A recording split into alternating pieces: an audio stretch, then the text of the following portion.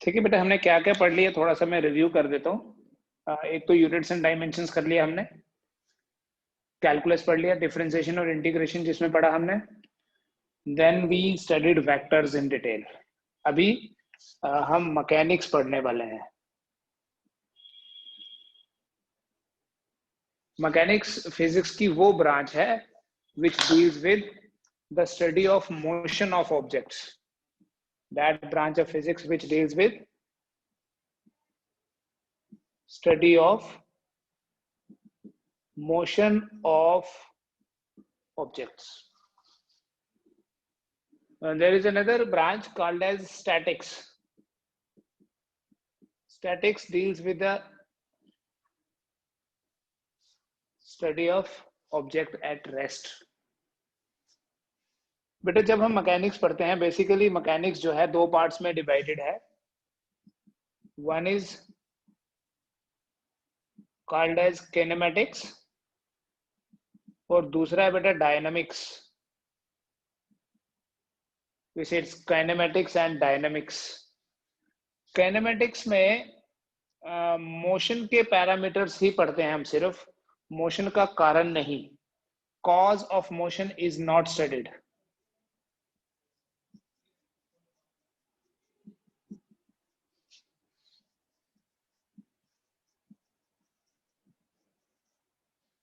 Cause of motion is not studied.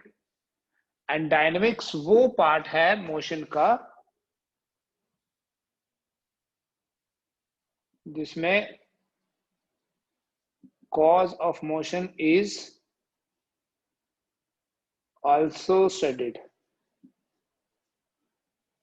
In kinematics motion का कारण नहीं पढ़ेंगे, but in dynamics we will study the cause of motion also.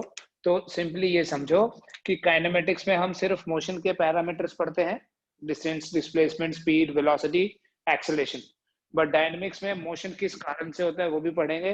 तो dynamics जब आएगा बेटा, डायनेमिक्स में we will have force, momentum, impulse, उस तरह के पैरामीटर्स, उस तरह की फिजिकल क्वांटिटीज होंगी। तो सबसे पहले हम डिफाइन करते हैं मोशन को। जब किसी ऑब्जेक्ट की पोजीशन चेंज होती है with respect to surroundings, when the position of an object changes, when position of object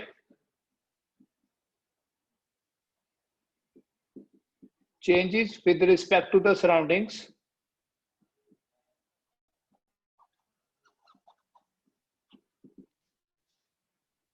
then we say that the body is in motion.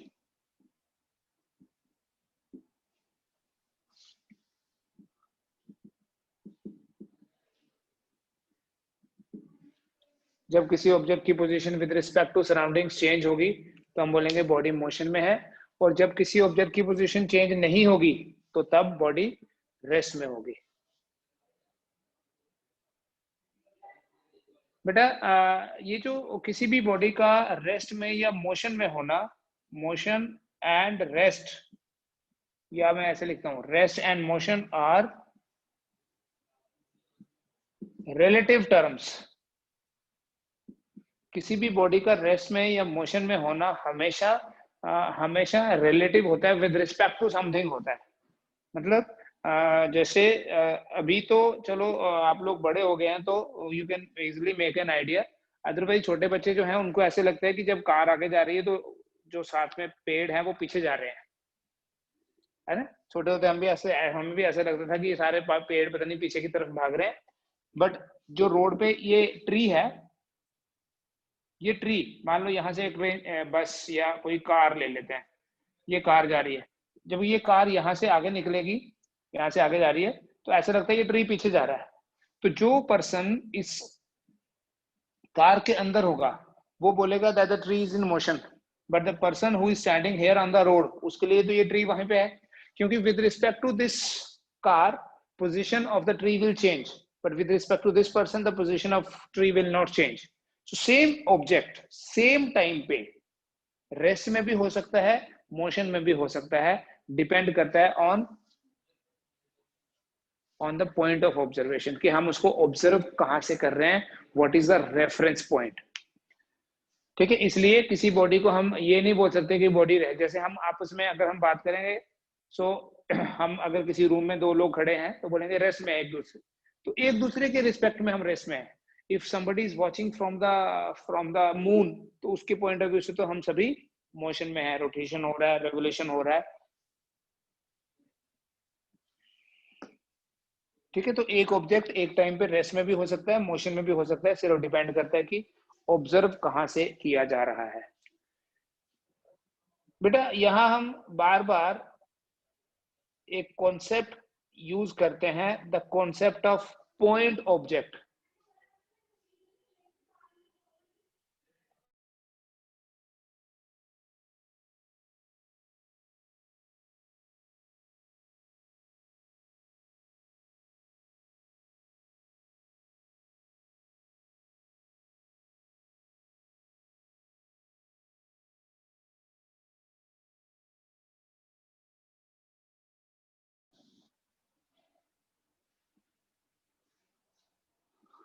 बेटा पॉइंट ऑब्जेक्ट क्या होता है, कोई भी ऐसा ऑब्जेक्ट जिसका साइज नेग्लिजिबल होगा with respect to, as compare to the distance it has travelled. जैसे अगर एक कार एक सिटी से दूसरी सिटी में जाती है, तो हम ये नहीं बोलते कि कार का जो फ्रंट पोर्शन है उसने कम डिस्टेंस ट्रेवल किया और जो डिकी है उसने ज्यादा डिस्टेंस ट्रेवल किया, क्योंकि उस कार का जो साइज है वो इस डिस्टेंस के कंपैरिजन में ऐसा है जैसे है ही नहीं, मतलब नेग्लिजिबल है। तो कोई भी ऐसा ऑब्जेक्ट, एन ऑब्जेक्ट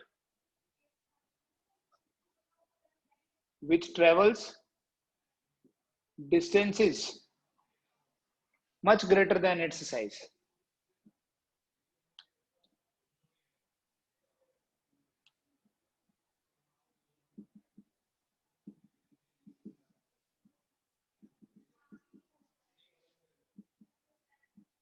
जो भी ऑब्जेक्ट अपने साइज के कंपैरिजन में बहुत ज्यादा डिस्टेंस ट्रेवल करेगा, उस ऑब्जेक्ट को पॉइंट ऑब्जेक्ट बोलते हैं। An object which travels distances much greater than its size is called as a point object. अच्छा, ये पॉइंट ऑब्जेक्ट जरूरी नहीं कि बहुत छोटा ऑब्जेक्ट हो, बड़ा ऑब्जेक्ट भी हो सकता है जो उसने डिस्टेंस ट्रेवल किया उसके कंपैरिजन में बहुत छोटा है। जैसे अगर हम बात करें अर्थ की, very big size, but when earth revolves around the sun in its orbit, तो अपने साइज के कंपैरिजन में बहुत बड़ा डिस्टेंस ट्रेवल करते हैं। वहां हम ये नहीं बोलते कि ये अर्थ के एक पार्ट का, ये यूएसए का रेवोल्यूशन कंप्लीट हो गया और अभी थोड़ी देर बाद इंडिया का रेवोल्यूशन कंप्लीट हुआ, it is considered as a point object. एक ही टाइम पे सबका 20 ये 365 डेज में कंप्लीट होता है रेवोल्यूशन। ठीक है, तो when earth revolves around sun, it is considered as a point object, because तब हम उसके साइज का, उसके फिजिकल डायमेंशंस की बात नहीं करते, we consider it as a very small object. ये पॉइंट ऑब्जेक्ट, ये अर्थ है, ये मून है, सॉरी सन है, तो अर्थ सन के अराउंड रिवॉल्व करती है, तो अर्थ को हम पॉइंट ऑब्जेक्ट की तरह ही कंसीडर करेंगे। कोई भी ऐसा ऑब्जेक्ट जो अपने साइज के कंपैरिजन में बहुत बड़ा डिस्टेंस ट्रेवल करेगा, उस ऑब्जेक्ट को पॉइंट ऑब्जेक्ट बोला जाता है।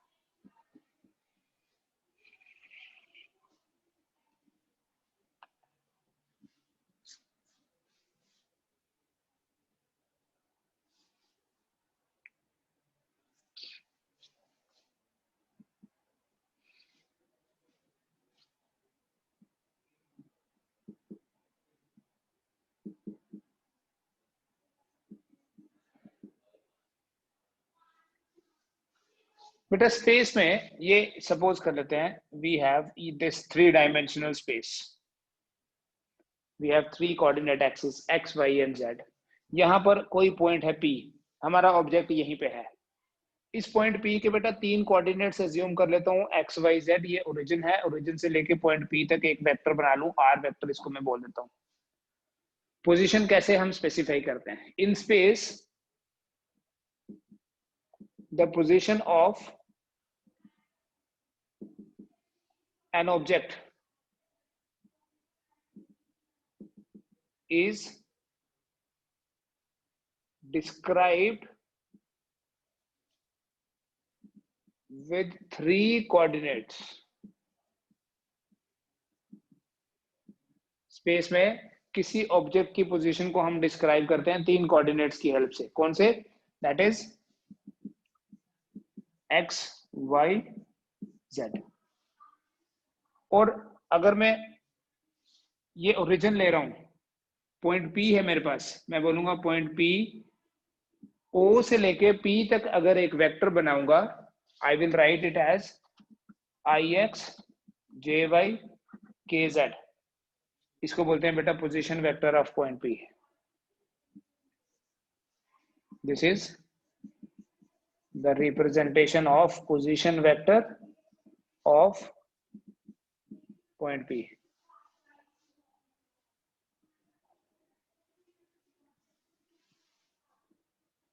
ठीक है. और अगर मुझे इसका मैग्नीट्यूड निकालना है, square root of x square plus y square plus z square. This is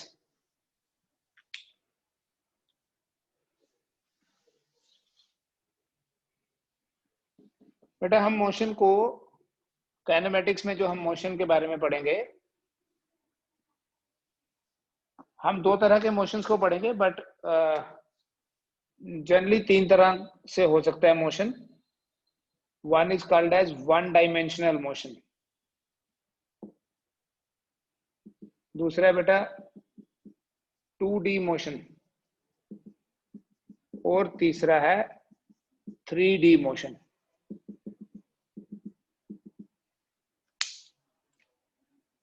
अगर वन डायमेंशनल मोशन है तो उसमें तीनों में से सिर्फ एक पैरामीटर ही चेंज होगा, या x चेंज होगा, या y चेंज होगा, या z चेंज होगा. That is called as motion in straight line.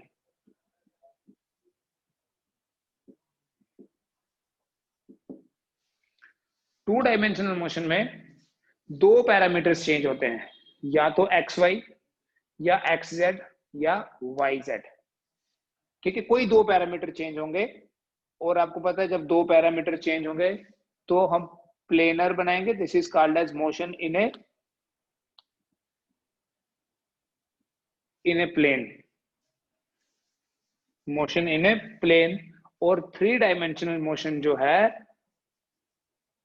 That is called as motion in space, जब तीनों पैरामीटर्स चेंज होंगे.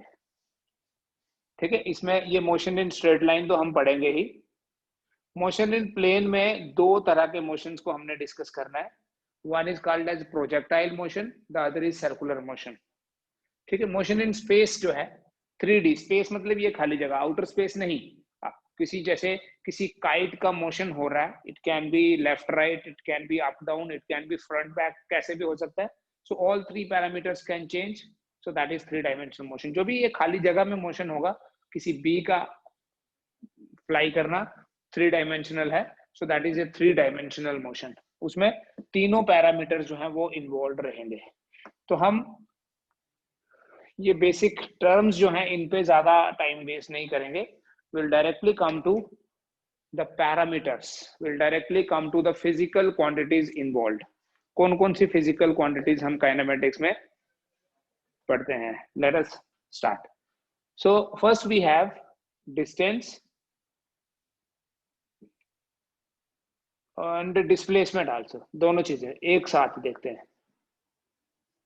We need to understand difference between distance and displacement. कुछ basic differences क्या है. Distance एक scalar quantity है. Distance is a scalar quantity, but this displacement is a vector quantity.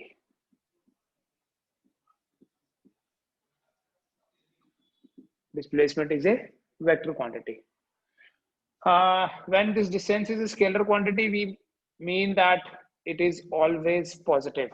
हमेशा additive होता है.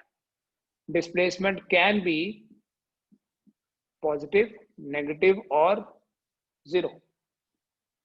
डिस्टेंस जो है, दो पॉइंट्स मान लो हमें दिए हुए हैं A and B. How many distances can be there, how many paths are possible? This is one path, it can be this one, it can be this one। हमारे पास इनफाइनाइट ऐसे पाथ बन सकते हैं। तो अगर दो पॉइंट्स गिवन हैं, between two points the distance can have infinite values। अगर दो पॉइंट्स फिक्स्ड हैं तो उन दो पॉइंट्स के बीच में डिस्टेंस जैसे मर्जी कोई जाए। What is distance actually? It is the actual path travelled by a body. Actually जो पाथ किसी बॉडी ने ट्रेवल किया है उसको डिस्टेंस बोलते हैं। This is the actual path travelled by a body. So actual path can be any chosen path. You choose any path of your choice, bigger or smaller, that doesn't matter, that will be distance। But displacement क्या होता है? It is shortest distance between two points। जो भी दो points given है तो बेटा ये displacement है, सीधा बना देना, ये displacement है। तो अगर दो points fixed हैं उनके बीच में distance की तो infinite values हो सकती है, but between two points the displacement can have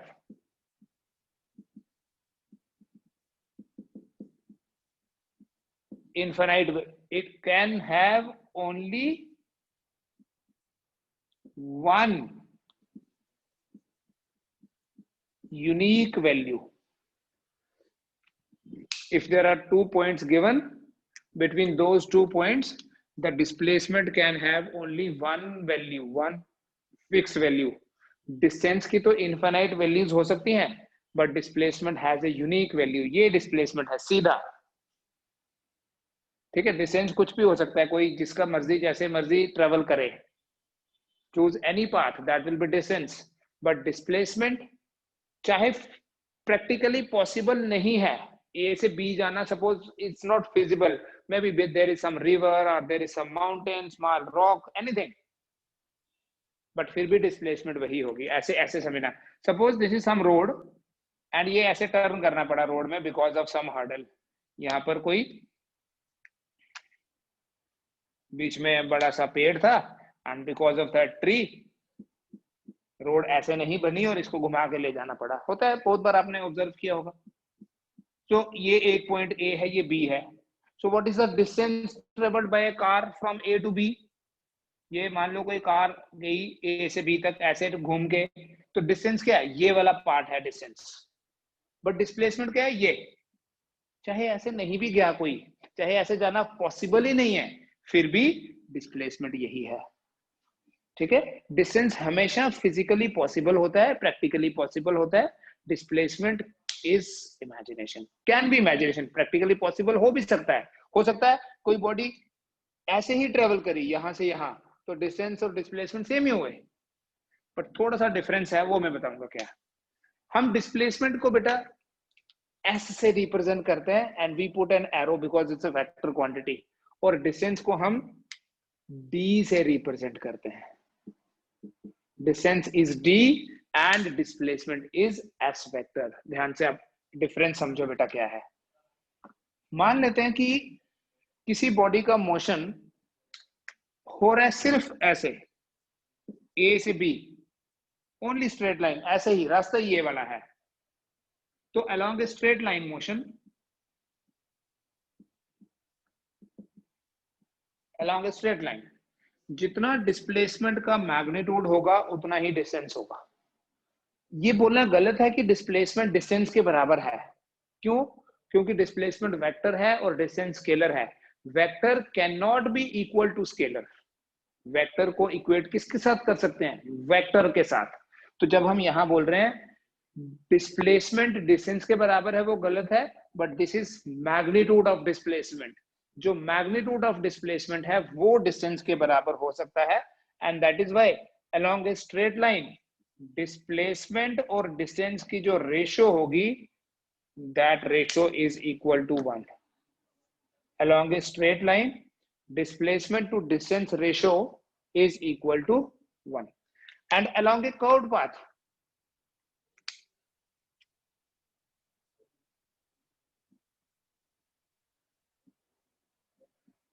along a curved path, मान लो ये कोई पाथ ऐसा है,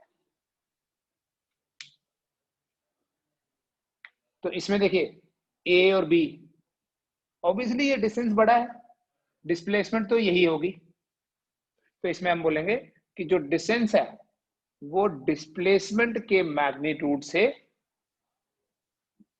distance is more than the magnitude of displacement. So distance और डिस्प्लेसमेंट की जो रेशियो है magnitude of displacement, that ratio is greater than 1. अगर स्ट्रेट लाइन मोशन हुआ तो रेशियो 1 के बराबर है, और अगर कर्व्ड मोशन हुआ तो रेशियो जो है वो 1 से ज्यादा है. दैट इज वाई जब हम इन दोनों को कंपेयर करेंगे, देखो यहां मैं बोल सकता हूँ डिस्प्लेसमेंट का मैग्नीट्यूड डिस्टेंस, तो रिवर्स करोगे distance divided by displacement magnitude is 1. So when you combine these two, ये स्ट्रेट लाइन ये कर्व्ड पाथ, तो इन जनरल अगर मैं बात करूं, in general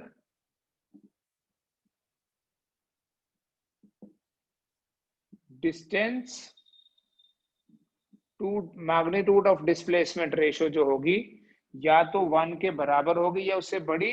so it is like this inequality. कभी भी डिस्टेंस जो है वो डिस्प्लेसमेंट के मैग्नीट्यूड से कम नहीं हो सकता.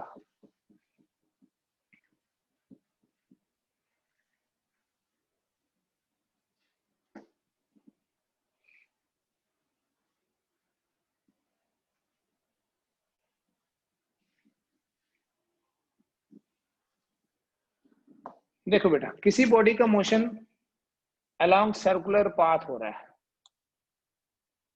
सपोज ये मैंने सर्कल दिख भी रहा है नहीं, हाँ, और इस सर्कल का रेडियस गिवन है कि इस सर्कल का रेडियस जो है that is equal to r, और एक बॉडी A से B तक जाती है covering 1/4 of the circle. A to B is 1/4 of circle, and A to C is half of circle. मैं C बनाऊंगा यहाँ,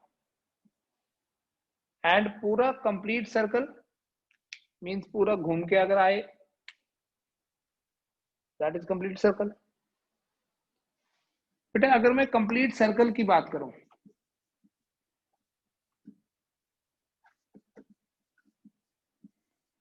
along this complete circle कितना डिस्टेंस ट्रेवल किया, अगर कोई बॉडी पूरा ट्रेवल कर रही है along the circle, तो डिस्टेंस कितना ट्रेवल किया है along this complete circle, कितना डिस्टेंस हुआ, A से B, B से C में भी यहाँ D होगा वापिस A पे.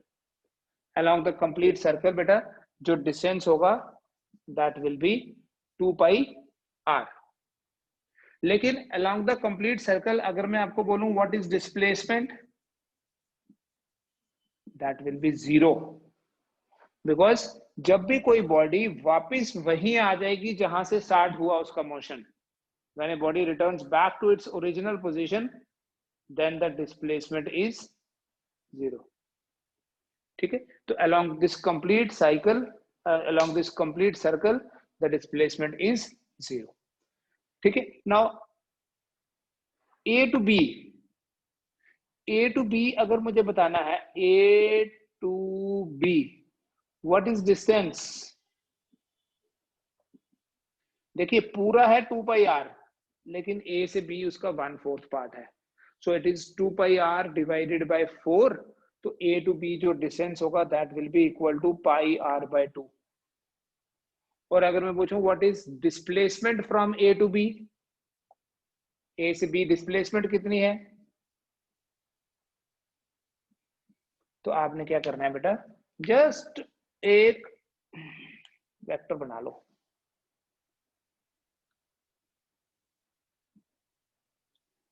डायरेक्टली बना लो, चाहे ऐसे कोई भी नहीं जा रहा, जा रहे ऐसे हैं, ये डायरेक्ट बना लो, ये ओ मान लेते हैं हम। तो यहां मैं बोलूंगा ए बी स्क्वायर, अगर मेरे को डिस्प्लेसमेंट फाइंड करनी है मैं पाइथागोरस थ्योरम लगाऊंगा, A B square is equal to OA square plus OB square. So AB square equals to R square plus R square equal to 2R square. So AB is equal to R root 2. So A to B जो displacement है that is R root 2. Similarly अगर मैं A to C बात करूं, distance तो आप easily कर लोगे calculate, A to C distance कितना हुआ, ये हुआ distance, that is 2 pi r by 2, it is equal to pi into r. और ए से बी डिस्प्लेसमेंट कितना हुआ, ये इट्स डायमीटर 2r। अगर मैं बोलूं ए से लेके डी तक निकालना है तो डिस्टेंस कितना हुआ, 3/4 ऑफ द सर्कमफ्रेंस, लेकिन डिस्प्लेसमेंट तो यही हुआ r रूट 2। और ए टू वापस ए जो मैंने है वो बता दिया आपको, कंप्लीट सर्कल में सर्कमफ्रेंस, हाफ सर्कल में सेमी सर्कमफ्रेंस, डिस्टेंस और डिस्प्लेसमेंट तो डायरेक्टली आपने बना लेना है, दोनों पॉइंट्स को ज्वाइन कर लो डायरेक्ट स्ट्रेट लाइन से, डिस्प्लेसमेंट स्ट्रेट लाइन से ही बनेगा हमेशा। देखिए suppose there is a person जो एक जॉगिंग कर रहा है अलोंग ए सर्कुलर पाथ, और इस सर्कुलर पाथ का जो रेडियस है वो 1 मीटर है, और वो एक कांस्टेंट स्पीड से चलता है, स्पीड सेम स्पीड से चलता है, और एक सर्कल कंप्लीट करता है, 1 सर्कल कंप्लीट करता है इन से 40 सेकेंड। तो आप ये बताएं आफ्टर 140 सेकेंड अगर एक सर्कल को कंप्लीट करने में 40 सेकेंड लगते हैं तो 140 सेकेंड के बाद उसने कितना डिस्टेंस कवर किया और उसकी डिस्प्लेसमेंट कितनी हुई होगी। After 140 seconds what will be distance and what will be the displacement। आप पहले ये देखो कि 140 seconds में कितने राउंड हुए, कितनी बार वो घूमा होगा, 40 सेकेंड में एक बार, तो नंबर ऑफ रेवोल्यूशन हो जाएगा 140 डिवाइडेड बाय 40, दैट इज 7/2, 3.5। इसका मतलब उसने 3.5 रेवोल्यूशंस कंप्लीट किए। ये हो गया 1 2 ये 3 और ये 3.5, 3.5। सो आफ्टर 3.5 रेवोल्यूशंस वो यहां है। तो डिस्टेंस कितना ट्रेवल किया, देखो मैंने डिस्टेंस पूछा, एक रेवोल्यूशन में डिस्टेंस होता है 2 पाई आर। जब 3.5 रेवोल्यूशंस कंप्लीट की तो डिस्टेंस तो ऐड ही होता है ना हमेशा, ठीक है, इंटू 3.5। सो 2 इंटू 22/7 इंटू 1 इंटू 35/10। मैंने नंबर ऑफ रेवोल्यूशंस तो पूछा ही नहीं, मैंने पूछा डिस्टेंस कितना ट्रेवल होगा। So this 7 5s are 35, 5 2s are 10, will go with this, तो डिस्टेंस आ जाएगा बेटा 22 मीटर। मैंने रेडियस दिया था 1 मीटर, और डिस्प्लेसमेंट तो डायरेक्ट पाथ है, ये आएगा डिस्प्लेसमेंट 2r, तो displacement will be 2r, so that is 2 into 1 equal to 2 metre. उसके बाद बेटा हम बात करेंगे स्पीड एंड वेलोसिटी की। स्पीड एंड वेलोसिटी, जो डिफरेंसेस डिस्टेंस और डिस्प्लेसमेंट में है वही यहाँ स्पीड और वेलोसिटी में भी हो जाएंगे. When we define the speed, we say it is distance traveled per unit time taken. And जब हम velocity को define करेंगे, it is displacement by time taken. ठीक है, तो टाइम तो सेम ही है. जैसे एक बॉडी यहां से यहां गई, डिस्टेंस तो ये ट्रेवल किया, मान लो 1 सेकंड लगा, तो डिस्प्लेसमेंट ये हुई, कितना टाइम लगा इस डिस्प्लेसमेंट के लिए? 1 सेकंड. डिस्प्लेसमेंट डिफरेंट है but time is same. That is why जो डिफरेंस डिस्टेंस और डिस्प्लेसमेंट में होगा वही स्पीड और वेलोसिटी में होगा. They have same units. It is metre per second. This is also metre per second. ठीक है, दिस इज scalar quantity. And when it is a scalar quantity, it means it is always positive.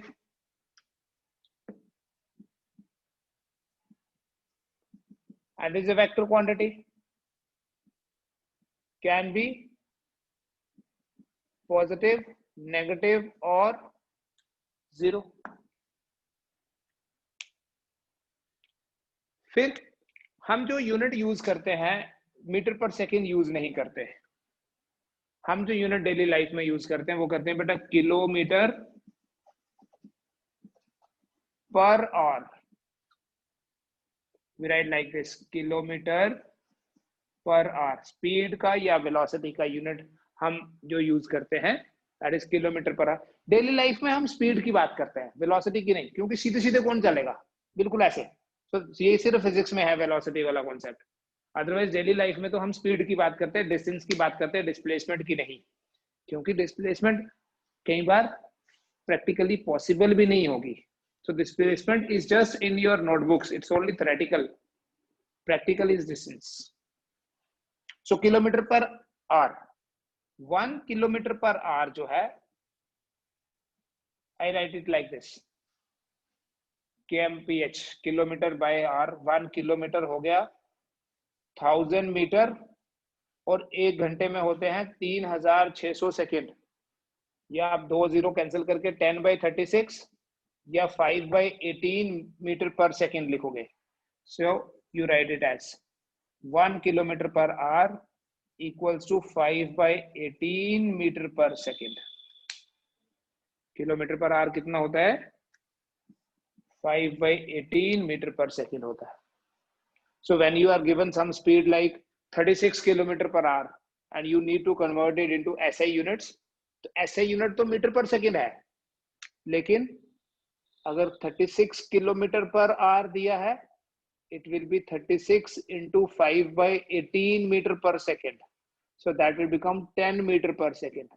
If it is 54 kilometre per hour, so it will be 54 into 5/18 metre per second. 3 से चला जाएगा, 5 3s are 15 metre per second.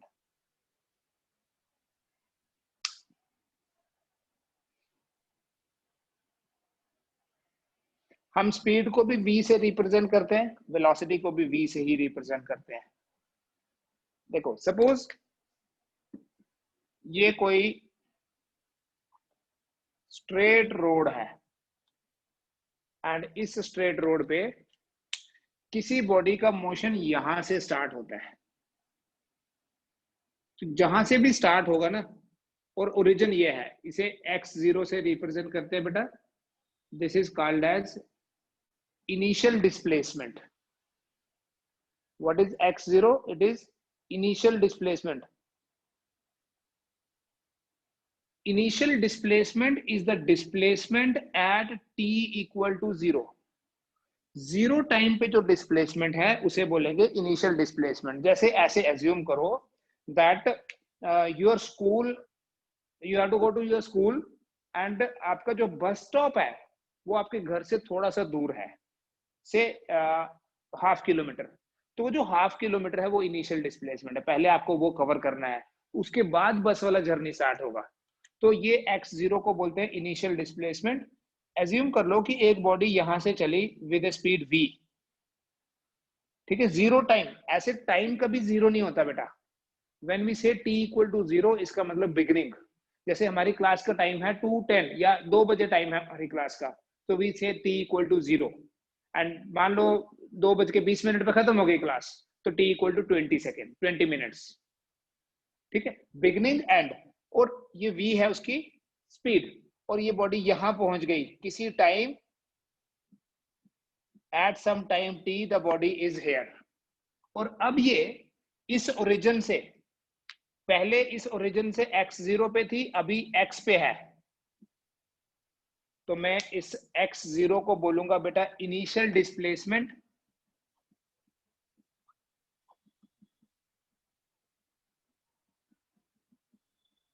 x को बोलूंगा बेटा final displacement,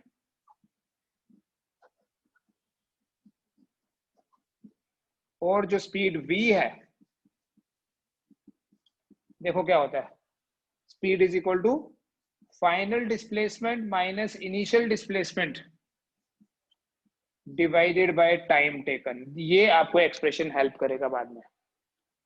x minus x0, ये हो गया x, ये x0, तो इस बॉडी ने तो इतना ही ट्रेवल किया ना, इसको बेटा s से हम रिप्रेजेंट करते हैं।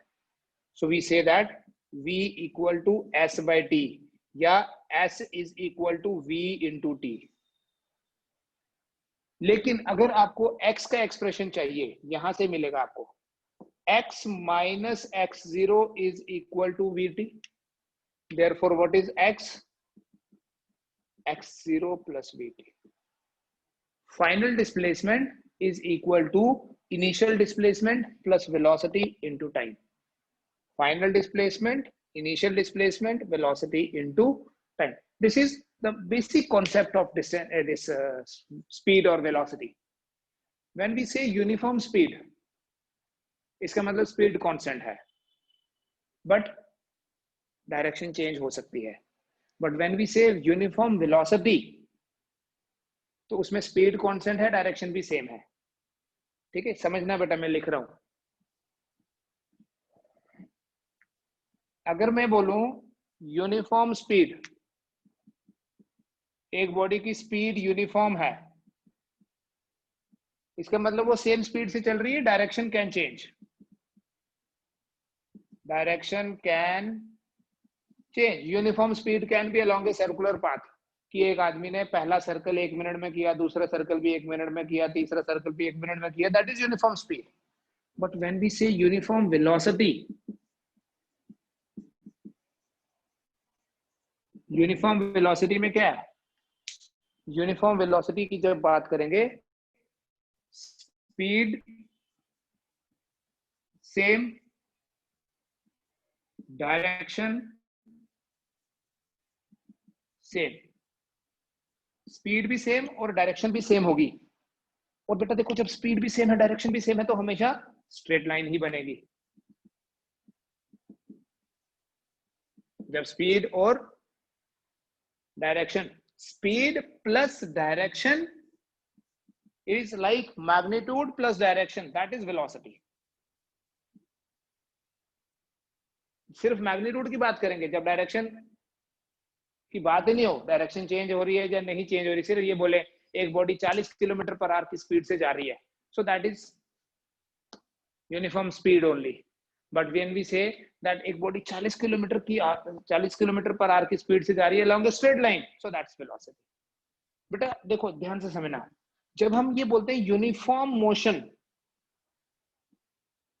पहली चीज समझो यूनिफॉर्म का मतलब क्या है। यूनिफॉर्म मतलब एक जैसा, सेम, सेम मोशन।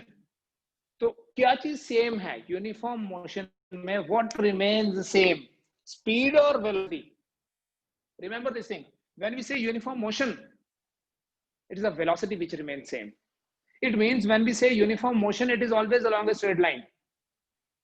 ऐसे तो आपने पढ़ा होगा यूनिफॉर्म वेलोसिटी या यूनिफॉर्म मोशन में क्या होता है, एक बॉडी इक्वल डिस्प्लेसमेंट ट्रेवल करती है in equal time intervals, equal displacements in equal time intervals, then the motion is uniform motion। but remember, uniform motion cannot be along a curved path, uniform motion is always along a straight line, सीधा होगा। ठीक है, और अगर non uniform motion है, then the direction can change, then the magnitude can change। so this is difference between uniform and non-uniform motion.